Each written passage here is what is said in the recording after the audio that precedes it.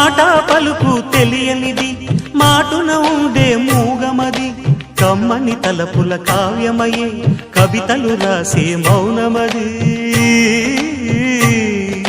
రాగల రోజుల ఊహలకి స్వాగతమిచ్చే రాగమది శృతిలయలరగని ఊపిరికి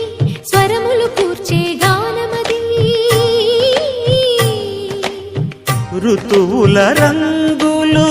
మార్చేది కల్పన కలిగిన మది భావం